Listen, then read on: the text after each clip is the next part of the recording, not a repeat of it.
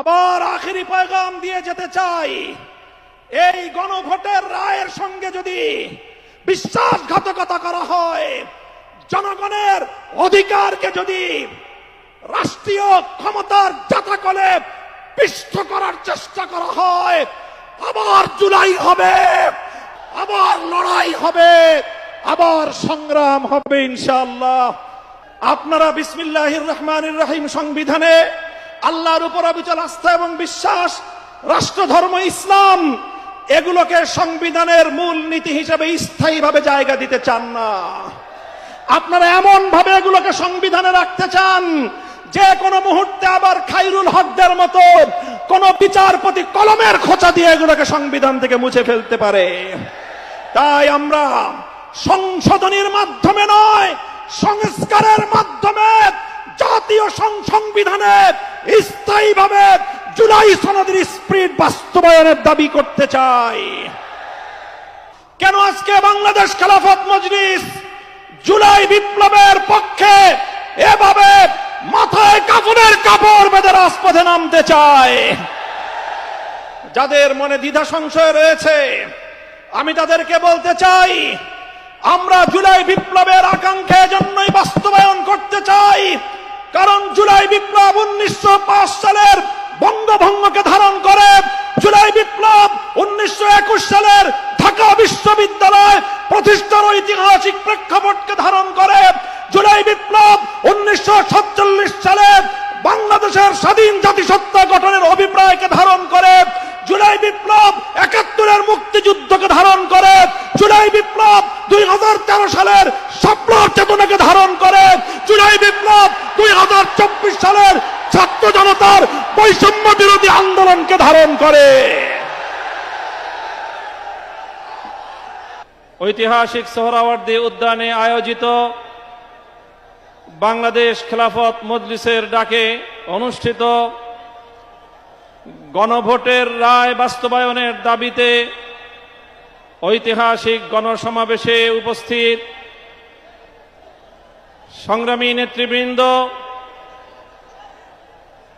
বাংলাদেশ জাতীয় সংসদের বিরোধী দলীয় নেতা, বাংলাদেশ জামায়াতে ইসলামী ও 11 দলীয় ঐক্যের শীর্ষ নেতা জনাব ডাক্তার শফিকুর রহমান, উপস্থিত জুলাই বিপ্লবের অগ্রসেনানী জাতীয় নাগরিক পার্টির সংগ্রামী আহ্বায়ক, জাতীয় সংসদে বিরোধী দলীয় চিফ হুইপ জনাব নাহিদ ইসলাম, উপস্থিত বাংলাদেশের মুক্তিযুদ্ধের অন্যতম শীর্ষ নেতৃত্বের অধিকারী, রণাঙ্গনের মহানায়ক জনাব ডক্টর কর্নেল অলি আহমদ বীর বিক্রম, উপস্থিত 11 দলীয় অন্যান্য শীর্ষ নেতৃবৃন্দ, বাংলাদেশ খেলাফত মজলিসের নায়েবে আমির, যুগ্ম মহাসচিব বৃন্দ, মহাসচিব সহ অন্যান্য নেতৃবৃন্দ, সংগ্রামী বাংলাদেশ খেলাফত মজলিসের সর্বস্তরের নেতাকর্মী ও আমার প্রাণপ্রিয় দেশবাসী, আজকে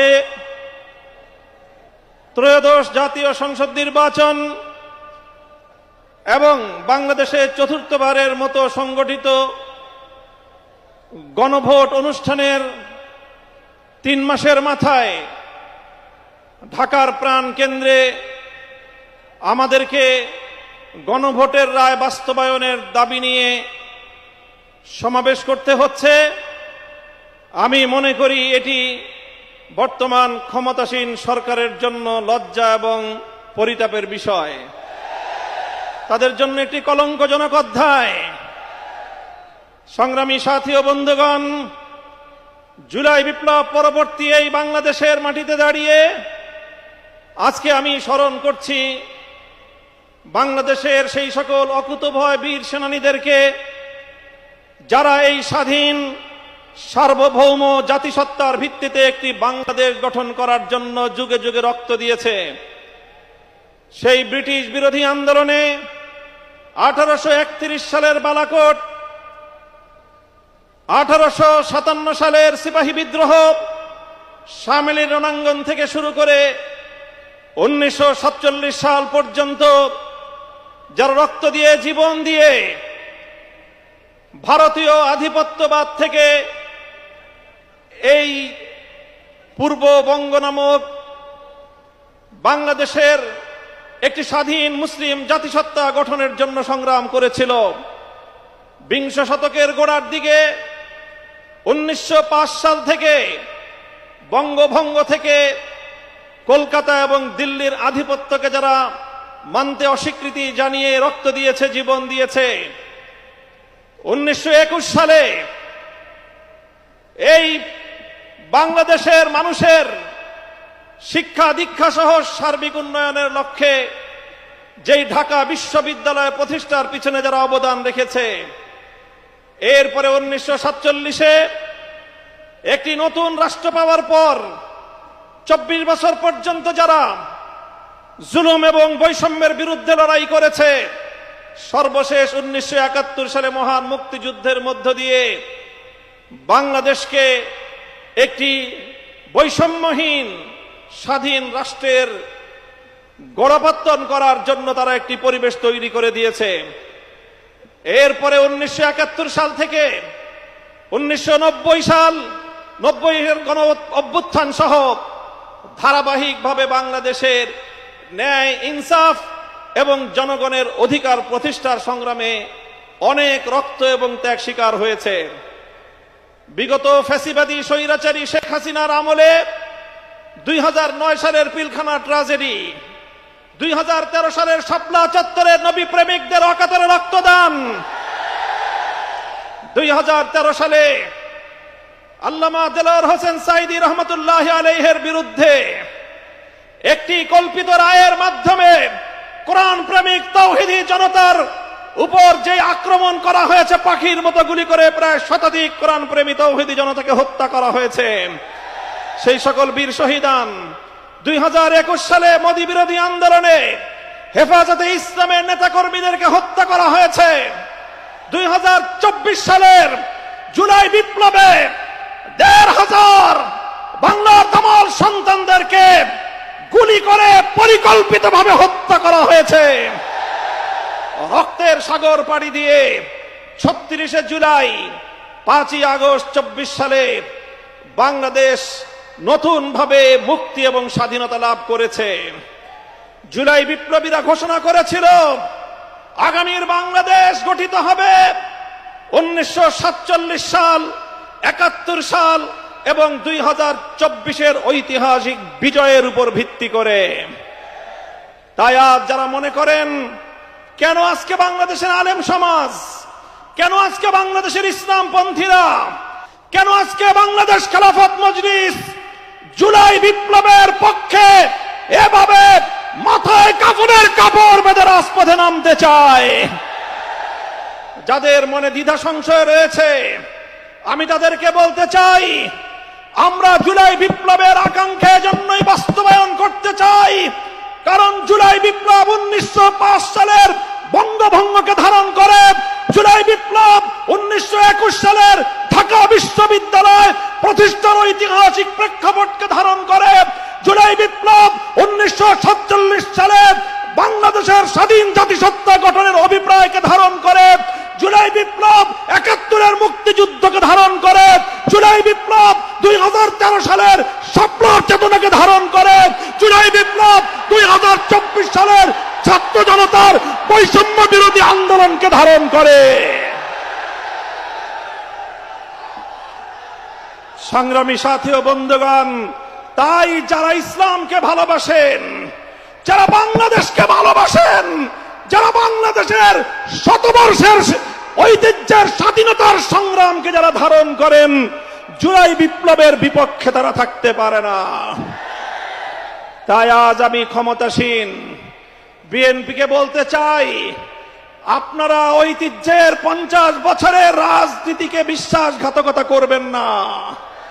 শহীদ জিয়াউর রহমান, বেগম খালেদা জিয়ার আদর্শের সঙ্গে গাদ্দারি করে বিএনপি টিকতে পারবে না। বাংলাদেশী জাতীয়তাবাদ এবং বাংলাদেশের স্বাধীন জাতিসত্তার যে আকাঙ্ক্ষা, সে আকাঙ্ক্ষাকে যদি বৃদ্ধাঙ্গুলি দেখান, আপনাদের অস্তিত্ব বিলীন হয়ে যাবে। সংগ্রামী সাথী ও বন্ধুগণ, তাই আজ আমি স্পষ্ট ভাষায় বলতে চাই, বিগত 12ই ফেব্রুয়ারি গণভোটের মাধ্যমে বাংলাদেশের মানুষ নিরঙ্কুশভাবে সংবিধান সংস্কার করার যেই ম্যান্ডেট প্রদান করেছে, সেই ম্যান্ডেটের বিরুদ্ধে যদি বিএনপি অবস্থান গ্রহণ করে, আমরা স্পষ্ট ভাষায় বিএনপিকে লাল কার্ড দেখাবো। আমি বিএনপি নেতৃবৃন্দকে বলতে চাই, আমাদের একজন সহকর্মী আপনাদের নেতার বিরুদ্ধে একটা কঠোর শব্দ প্রয়োগ করেছিল, আপনারা মব করেছেন।